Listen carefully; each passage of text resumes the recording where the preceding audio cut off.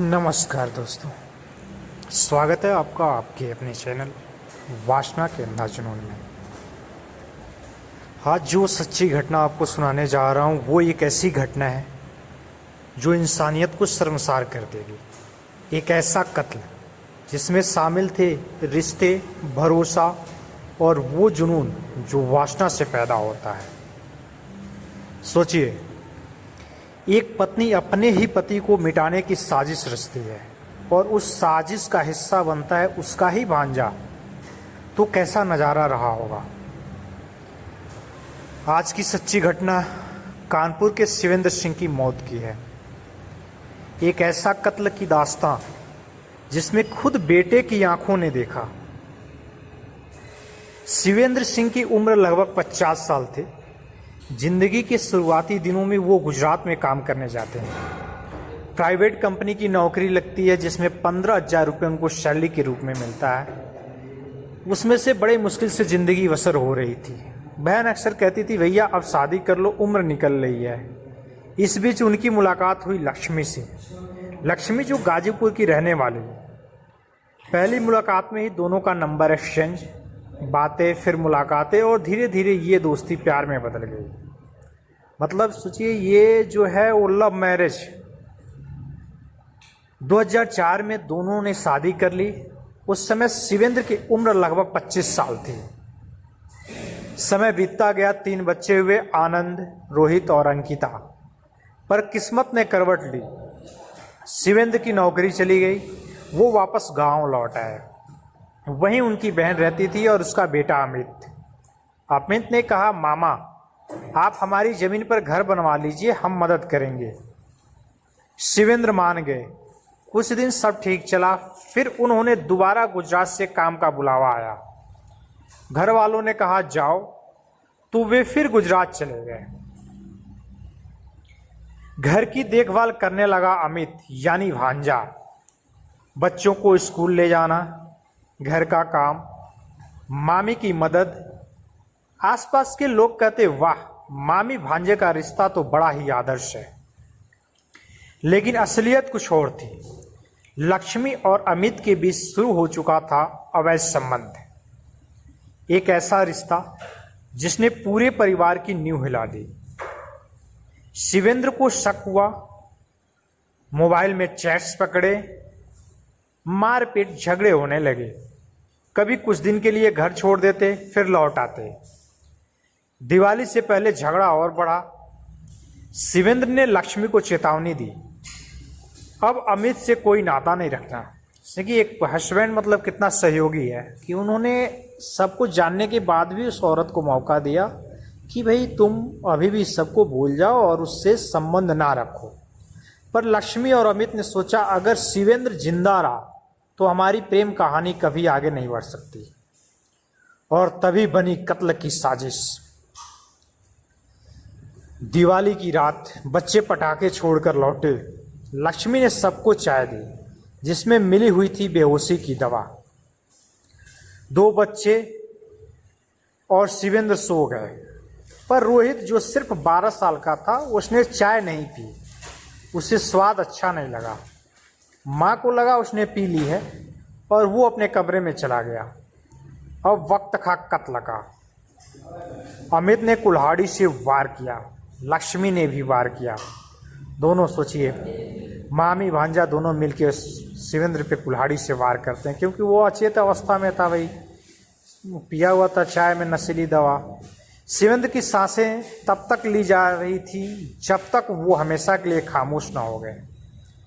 शरीर को टुकड़ों में बांटकर गाड़ दिया गया। लेकिन एक चूक हो गई। चीख की हल्की आवाज सुनकर रोहित जाग गया। उसने अपनी आंखों से देखा पिता लहलुहान है।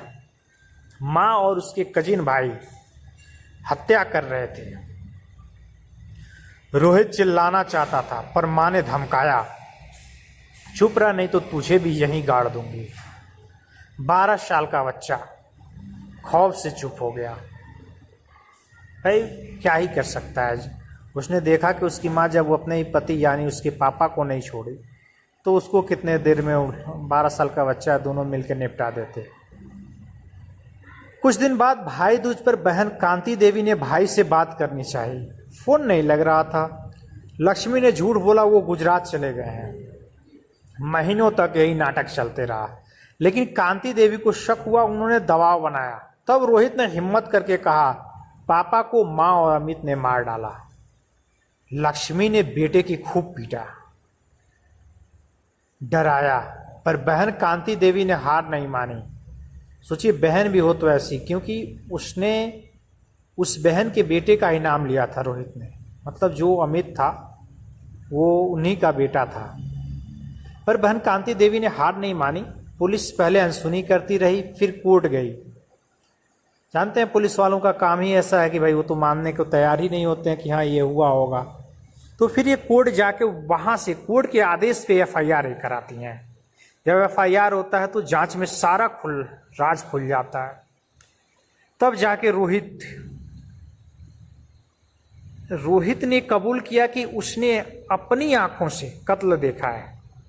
जो चीज़ छिपी हुई थी इतने महीनों तक, जब उसकी बुआ मेहनत करती है और एफआईआर दर्ज कराती है, तब वो बेटा 12 साल का लड़का कबूल करता है कि उसने अपनी आंखों से देखा है कि उसकी माँ और भाई ने मिलकर उसकी पिता की हत्या कैसे की। पुलिस ने उस जगह से सबूत निकाले जहां शव गाड़ा गया था। लक्ष्मी और अमित डर गए और शव को नहर में फेंकने की कोशिश की, पर सबूत वहीं रह गए। अंत में दोनों गिरफ्तार हुए। पूछताछ में लक्ष्मी बोली, मेरा और अमित का रिश्ता था, शिवेंद्र बीच में रुकावट था इसलिए मार दिया। सबसे बड़ी मिसाल बनी कांति देवी। जब उन्हें पता चला कि उनका ही बेटा अमित ने उनके भाई का कत्ल कर दिया, तो भी उन्होंने भाई को इंसाफ दिलाने के लिए अपने बेटे को कानून के हवाले कर दिया। उन्होंने कहा, अगर मेरे बेटे ने अपराध किया है तो उसे सजा जरूर मिले, मुझे कोई अफसोस नहीं। आज लक्ष्मी और अमित दोनों जेल में हैं, मामला कोर्ट में है, पर इतना तय है सजा उम्र कैद से कम नहीं होगी।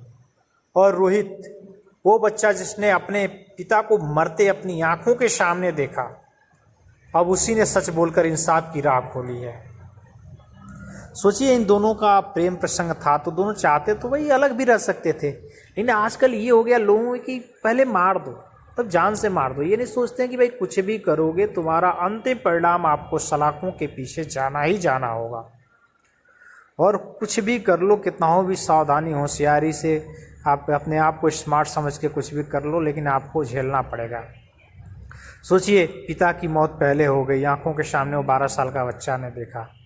तीनों बच्चों पे क्या गुजरेगी पूरी जिंदगी, और इस 12 साल के बच्चे को पूरा जीवन वो आंखों के सामने वो घटना घटित होते हुए नजर आएगा। और समाज में क्या कहेगा? समाज ये कहेगा कि इसकी माँ ने अपने ही पिता को मार डाला, तो ये हम लोग का क्या होगा? इस तरह के लांछन लगते हैं। कितना भी वो सज्जन बनने की कोशिश करेंगे तीनों बच्चे, लोग उन्हें समाज में जीने नहीं देते, क्योंकि वो जबकि उनकी गलती नहीं, उनके माँ बाप मर भी गए। एक तरफ से समझिए, माँ ने बाप को मार दिया, माँ जेल चली गई, उधर अमित जेल चला गया, क्या ही कहा जाए। दोस्तों ये थी आज की अच्छी सच्ची घटना। हमारा मकसद किसी का अपमान करना नहीं है, ना ही दिल दुखाना है। हम चाहते हैं कि समाज इन कहानियों से सबक ले और इंसानियत की राह चुने। अगर इस घटना से कोई एक भी इंसान अपनी सोच बदल ले तो ये हमारी सबसे बड़ी जीत होगी। वीडियो अच्छा लगे तो लाइक और शेयर जरूर कीजिए। हमेशा याद रखिए, जिंदगी छोटी है, किसी को भी दुख मत दीजिए, और इंसानियत से बढ़ के कोई धर्म नहीं है।